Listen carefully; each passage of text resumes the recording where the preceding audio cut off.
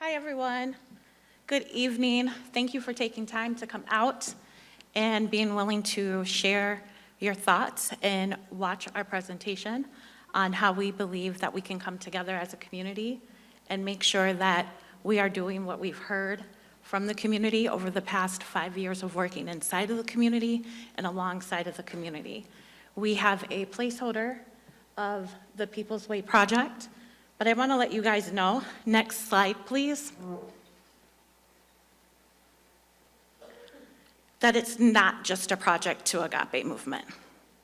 It's a vital corridor, a place where all of us have grown up, a place where all of us call home, a place where we work, we live, and we play. It's a vital corridor to continuing the work of healing and connecting to our community. Next slide, please. A little bit about the Agape Movement. I feel like this is too close to my mouth. I want to take a moment, you guys, and start off by saying thank you. Thank you to the Black men that stood on May 26th of 2020 to make sure that your community was safe and that the store called Cub Foods was not burned down. It was a target. Every year, it still remains a target. And the men of Agape Movement, and now we have women on our team as well, make sure that our community members are safe, that our business owners are not robbed, that our elders are able to walk to and from the buses because they are back up and running. We took a hard hit on June 3rd of 2021 when we sat down as a team and decided that the safety and the wellness of our entire community at large was at stake. We no longer could put our lives on the line and not allow for safety to be the first point of vision. We had to do it. I know many of you were upset with us, and some of you still are. But think about all the presentations you saw today. It wouldn't happen if those streets and that intersection had not been opened. So I want to say to Marquise, Derek, Steve, Reggie, thank you for holding down that community because it was not easy. I'll ask Reggie, our CEO, to come up and to talk about Agape Movement. You can see it on the screen, but Reggie, if you'd like to tell a little bit more, you are welcome to do that. Thank you guys for coming out here. I think all the groups who came before us, it is hard to do this. One thing about our community is everybody's not going to agree with everything that we want to do or what's happening in there. We go back and forth about what we think is right for the community, a diverse community where a lot of people's at. But I truly believe that everybody has the right intentions. I believe everybody's doing this because they want a better community. Me, I was born and raised in this community. 59 years old. This is home for me. And I love this community. So when I came out and I seen that from day one, I've been here. When I say day one, I mean day one. I don't mean day 2, 3, 4, 5, day one. And I've been out there ever since. Day one, the megaphone, May 26th of 2020. Thank you. Had to point it out. Thank you, Bridget. But day one. And just like Bridget said, I know it was some times this community just didn't like it. But understanding is that we're from the community, people know us from the community, and our phones is ringing off the hook of all the things that was happening. I'm not going to go through those things because people that's in our community they already know. So we're going to skip past that because we're here right now today. And that's what we want to do. And we, believe me, we want to work with all the people in our community. You got to remember, Agape started a lot of stuff in this community. The Better Together right now with the churches, yes, we did that. The black businesses that we sit and talk to, we did that. We just keep quiet about a lot of things we do, but we meet with them. We knocked on doors. You see it in the slide. And some of the neighbors have seen us. We knock on the door before we did the opening, after we did the opening. And that's what we did because we are a community. We work in our community, we move in our community, we protect our community, and we love our community. We are community-led, and that's what we do. And you gotta understand, most people are leaders. And leaders, sometimes you gotta make them harsh decisions. You can't make decisions on favoritism. You can't make decisions what's based on our Agape members, our organization. It's about community at the end of the day. And yes, in the beginning, nobody liked us, and some people don't. But we get a lot of thank you. We get a lot of words, we get a lot of appreciate you. The businesses, even the ones that's here, they appreciate what we did. Because it was more than just about Agape. Because we closed it. Because we thought that was the right thing to do. But it's about more than just us. It's about the community that we love. I don't even know what's up there. Next slide. I'll take it away. Next slide. Yeah, because I don't know what's up there. So the next slide talks about our mission. It talks about being intentionally designed. This rendering is just a holding space because that was part of the RFQ process. We had to give some type of design, so we had to put in a holding place. Please know that that is not our intentions. Please understand that you guys' intentions are our intentions. We will have community engagements, focus groups, and we will come up with a design together that makes sense for the community. I also sat on the CCT team. It's gonna be hard to do anything until we know the infrastructure of 38th in Chicago, the streets. Next slide, please. So as you guys can see, the first floor would have a welcoming center with an ADA public restroom. That's very near and dear to our hearts because, as you can see, we care about our team. And we care about you guys as well. Our third floor will have an entertainment hub and a media center where people can come in and they can do broadcasting. Similar to KMOJ Radio, we want something that's community-based but led on the south side. Be careful, Al Flowers is in here somewhere. Well, I used to work for KMOJ. On the fourth floor, we would also like to have a gathering space for community and social gathering. We would also have an incubator business hub where people could come. If you needed to hold meetings for your organizations, a lot of nonprofits understand that it's hard sometimes to get community space because they want you to pay for it. And sometimes it's just not in your budget. So why not have something that's open to the public where all they have to do is reserve it, come in with their team, and have meeting space?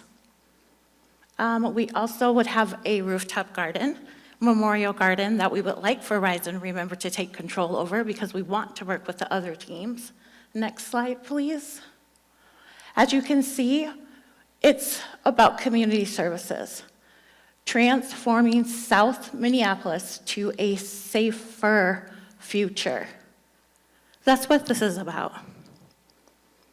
It's hard to come up after the other three teams that have presented because guess what? We all want the same thing. You've seen it slide after slide after slide. So I'm gonna cut to the chase. Can you go to the last link? Oh, I'm sorry, don't do that. I need to introduce look at me talking about our team. I didn't even introduce our team. I'm gonna let them come up one by one, starting with Julius. Hey everybody, my name is Julius Cochran. I'm glad to be here today in front of all you guys to present our project. I started off, my mission with Agape. Before that, I come out of the Dante Wright protest area, and our community over there was stricken too. And the biggest thing that we did was we came together and we said, you know what, we want to bring back Black Wall Street in our neighborhoods. We want to bring the businesses back. We want to, be able to hire our children, be able to own our space, and do the things that we want to do. So, so we bought a community center right over in Brooklyn Center, like right in the Dante Wright protest area, and from there, me and my wife, I'm sorry. Yeah. So from there, because me and my wife were entrepreneurs, so, and we raised $6 million for that project so far, and we're still on it going. And when we heard about what was going on over here, we came over to meet with our good friends Agape and the Agape Movement and say, hey, listen, we need to come together and we need to do something, because enough is enough. And I can see that there's a lot of wonderful other projects here and great people, and I believe they have the same initiative, and it's wonderful to see that we are all willing to come together and invest in our communities, So with that, I will hand it off to, Ben Dossman. Good evening, everybody. I don't know how much time we have left. I don't want to. All right, I'm gonna come with it. So I am very familiar with this community once upon a time, and I'm ashamed to say, but I was part of the problems that exist in the community. I've witnessed what happens in the alley at 2 or 3 o'clock in the morning, back in the day. And I also got clean and sober in this community, so I know what happens in that there's people that in this community that actually care about each other. So I know, and I have experience with the good and the bad. And the odd thing about it, a gentleman spoke about it earlier that reminded me of something is when it's in our community, it always needs to be a nonprofit. It always needs to struggle. It better be honest. It better be perfect. If you do one thing wrong, we're going to take it away from you. And like PJ mentioned earlier, if this was 48th in Chicago, it would have been fixed 4 years ago. It would have been well-funded. It would not have to be a nonprofit. There'd be all kind of businesses flourishing in it, but our thing needs to be very sad and very small and very underfunded. And that we've done that a million times. So I would love to say, scratch this whole entire project and each and every one of us come in there as one, because we all have the same ideas, we all have the same goals, we all want the same results.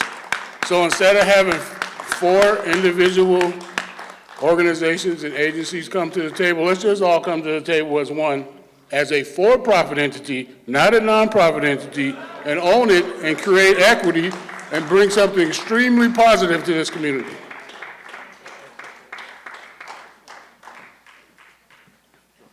Hello. My name is Yaya Cochran. I am one of the co-developers on the team. I am the wife of Julius Cochran. He kind of gave you guys a little bit of what we do. We have an enrichment center in Brooklyn Center, Minnesota. On April 11th, Dante Wright was murdered. And in that community, we were there throughout the unrest, and I really saw what the children in the community seen. And it was that passion that really moved me, and so we spoke to each other and we bought a community center from the Brooklyn Center School District, where we now provide 10 hybrid programs within the schools through our partnership on the 21st Century Grant through the Minnesota Department of Education, as well as in our community center. So one of the things that we love about Agape, once my husband told me, he was like, there's somebody named Bridget, and she's over south, and so I'm the type of person, I'll sit back and I'll watch you. And what I seen was simply amazing. And I said, you know what, we have to bring those resources to Bridget. One of my favorite part is the rooftop gardening. We're currently developing our community center to a 31 affordable housing with a community center on the bottom as well. We will be providing programming that we currently provide, but in a larger space. And so we're excited to partner. We have a 80-acre farm in Mora that will serve as a retreat and a healing space that we really want to bring the community to. So that's a part of this bigger vision, is how can we build and heal within the community, but also give that retreat where we do need to get back to the land and provide healing for these young people in the community. Well, my name is Steve Floyd. I am like the founder of Agape, and Assist for Agape has been around for 40 years. And what we mean by that is that I want you to understand that this was a seed planted. This was about this neighborhood, that the seeds were planted, and then we got like 40 years later to see some of the results of human beings. Agape Movement now has become programmatic. because we have programs that cater to the community, cater to things that happened in the past and looking forward to the future. One of those programs is 97 plus years. It's just a lot of the guys who have spent that amount of time, just basically 4 guys in prison, and then want to come out and share about there's no love in the streets and gathering. And we have a large crew that is ran by James Ferguson. We also have a Rites of Passage program that twice a year we take individuals, leaderships, children, people coming out of juvenile to Africa so they can have a full advantage and understanding of what a community looks like and what a village is like. We take them to villages where Christians and Muslims live together, and the only way that you can tell that there's a difference is a pig. So these are the things about. We also have the writing program ran by Marquise Bowie. What are some of the other things that I'm missing? It's okay. We got it. No, go to our website. We do a lot of stuff. We just don't promote a lot of stuff. But what I have to take this real quick minute and thank our elders. Without our elders, we wouldn't be here. We went through trials and tribulations. We ran to our elders, and we prayed. And Elder Toom, thank you. If it wasn't for her, we would not be here. When times got hard and we didn't know what to do, and we got to fight in our office, we had to call our elders. And they came in and they checked us.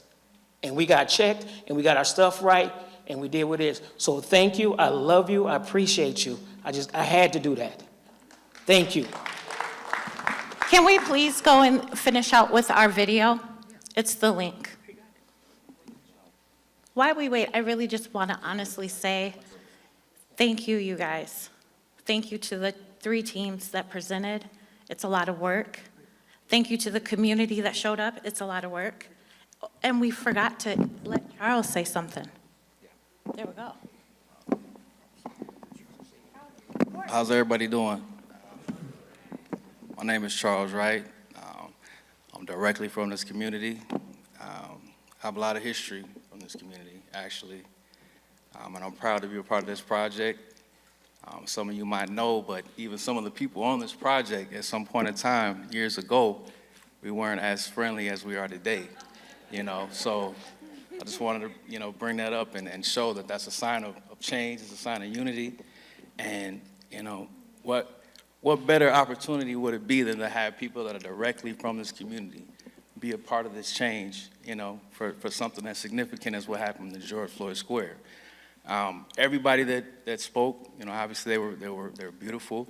I respect everybody, but I think we have the strongest, deeply rooted ties to this community with the group that's up here right now.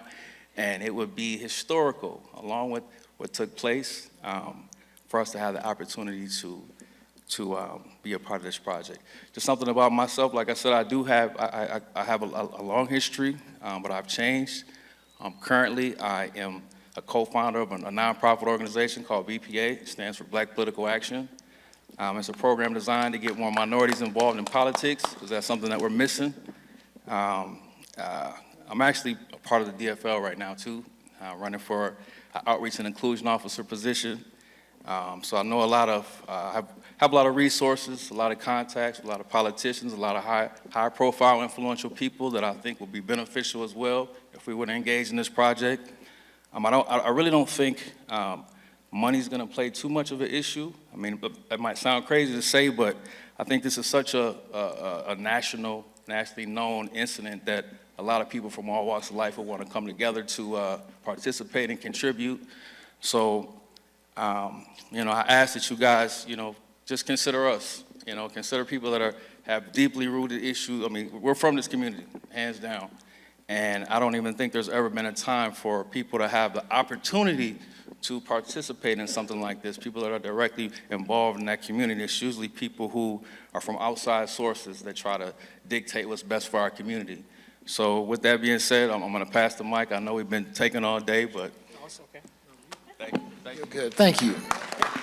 Is the video ready? Okay, thank you.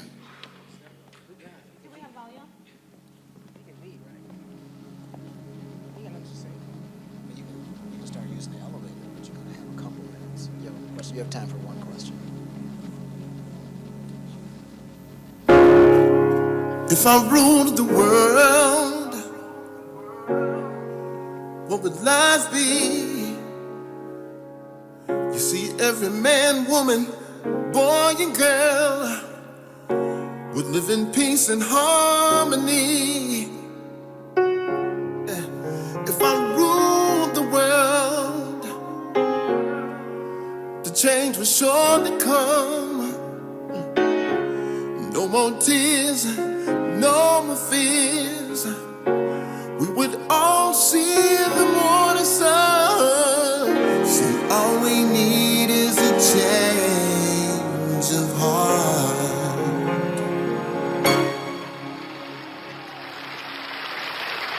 I have a dream that one day my four little children will one day live in a nation where they will not be judged by the color of their skin, but by the content of their character. I have a dream today.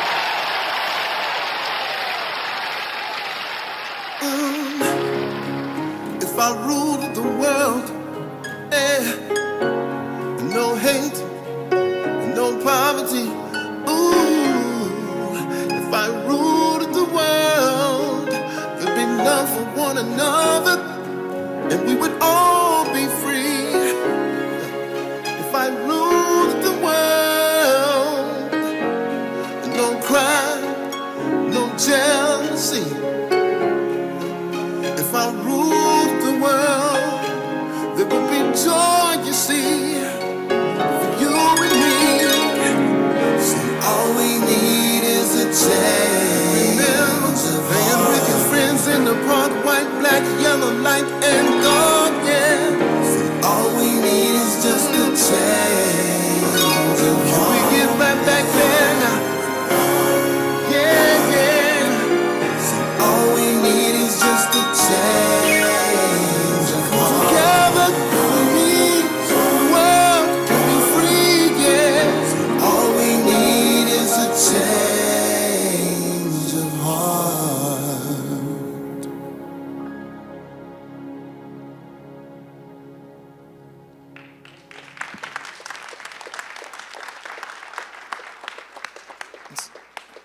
And that's truly all we need, you guys, is just a change of heart. Come together, we're stronger together, let's build together, let's grow together, let's heal together. We love